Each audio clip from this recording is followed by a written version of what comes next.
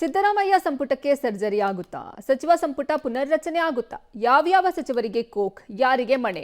ಹೀಗೆ ಒಂದು ಚರ್ಚೆ ಶುರುವಾಗಿದೆ. ಇದಕ್ಕೆ ಕಾರಣ ಆಗಿರೋದು ಡಿಸಿಎಂ ಡಿಕೆ ಶಿವಕುಮಾರ್ ಅವರ ಪರೋಕ್ಷ ಸುಳಿವು.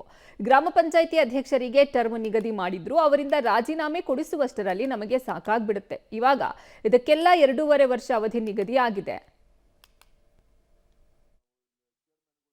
ಯಾವ್ದಾದ್ರು ಪಂಚಾಯತಿ ಮೆಂಬರ್ಗೆ ಚೇರ್ಮನ್ಗಳಿಗೆ 1 ವರ್ಷ ಮಾಡ್ಬಿಡ್ತೀವಿ, 6 ತಿಂಗಳು ಮಾಡಿರ್ತೀವಿ, 2.5 ವರ್ಷ ಮಾಡ್ತೀವಿ.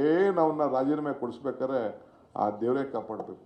ಈಗ ಬೇರೆ ಚೇರ್ಮನ್ರು ಬೇರೆ 2 ವರ್ಷ ಮಾಡ್ಬಿಟ್ಟಿದ್ದೀವಿ. ಕೆಲವರು ಮಂತ್ರಿಗಳಿಗೂ ಕೂಡ ಆ ಸಂದೇಶನ ಕೂಡ ನಾವು ಕೊಟ್ಟಿದ್ದೀವಿ. ಈಗ ನಾನು ಚರ್ಚೆ ಮಾಡಕ್ಕೆ ಹೋಗುದಿಲ್ಲ. ನಾನು ಅದು ಗೊತ್ತಿಲ್ಲ. ನಾವು ಪೇಪರ್ದಲ್ಲಿ ನೋಡಿದ್ವಿ, ಇವತ್ತು ಪರ್ಫಾರ್ಮೆನ್ಸ್ ಕಾರ್ಡ್ ನೋಡಿದಾರಂತೆ. ಡಿಸಿಎಂ ಅವರು ಒಂದು ಭಾಷಣದಲ್ಲಿ ಒಂದು ಮಾತಾಡಿದ್ರು ಸರ್. ಈಗ ಕೆಲವು ಸಚಿವರಿಗೂ ಕೂಡ ಈ ತರದ ಅವಧಿ ಕೊಟ್ಟುಬಿಟ್ಟಿದ್ದೀವಿ ಅಂತ ಹೇಳ್ತಾ ಇದ್ದಾರೆ.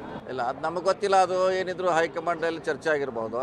ನಮಗೆ ಯಾರಿಗೆ ಏನು ಟೈಮ್ ಕೊಟ್ಟಾರ, ಎಷ್ಟು ಅವಧಿ ಇದೆ, ಅವ್ರು ಎಷ್ಟು ಸಿಗ್ತಾರ, ಅದು ನಮಗೆ ಗೊತ್ತಿಲ್ಲ. ಚೇರ್ಮನ್ಗಳಿಗೆ ಹೇಳಿದ್ದೀನಿ, ಅವ್ರಿಗೆಲ್ಲ ನಾವು ಟೈಮ್ ಫಿಕ್ಸ್ ಮಾಡಿದ್ದೀವಿ.